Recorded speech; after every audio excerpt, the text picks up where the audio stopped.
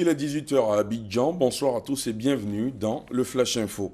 En bref, sachez qu'une rencontre se tient en ce moment même entre le président Alassane Ouattara et le président du PDCI-RD Henri Konan Bédié. Vous aurez plus de détails sur ce tête-à-tête dans la grande édition. Dans l'actualité ce vendredi, la prise de fonction officielle de Mamadou Koné à la tête du Conseil constitutionnel.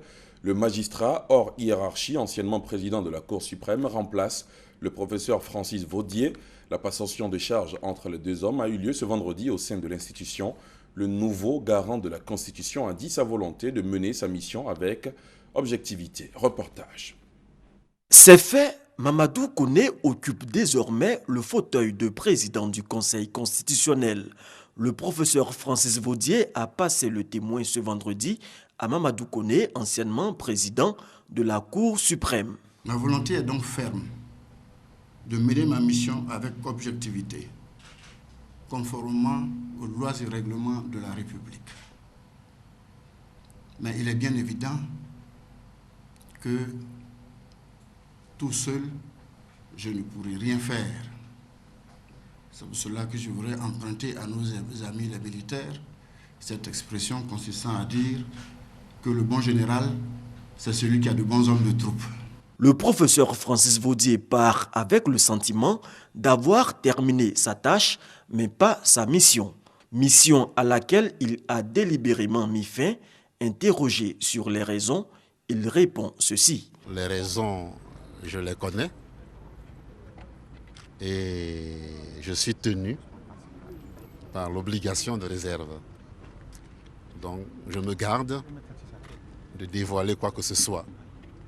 L'important, c'est que l'État continue à fonctionner.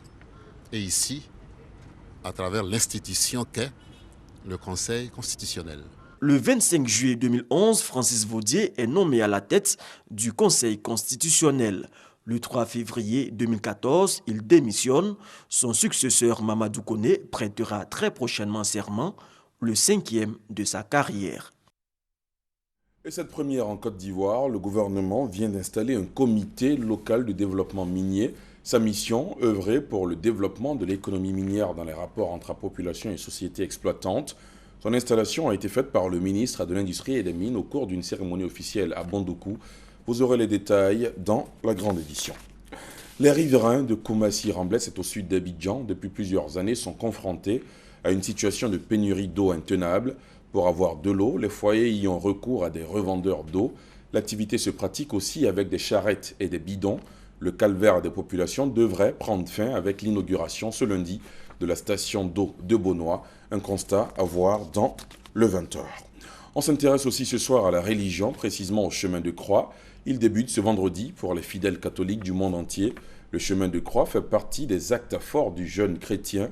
Le sens de cet acte cultuel, comment le perçoivent les fidèles catholiques, des éléments de réponse tout à l'heure. À l'étranger, les forces tchadiennes engagées dans la lutte contre la secte Boko Haram sont déployées à Bosso, aux côtés des forces nigériennes avec lesquelles elles ont affronté le 6 février dernier les terroristes.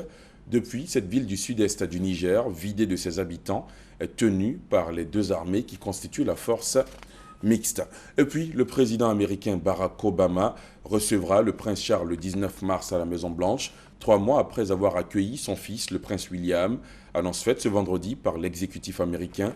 La lutte contre le changement climatique figurera en bonne place dans les discussions lors de cette visite de 4 jours aux États-Unis de l'héritier du trône britannique et de sa femme Camilla. Voilà qui marque la fin de ce Flash Info. Merci de l'avoir suivi. On se retrouve à 20h.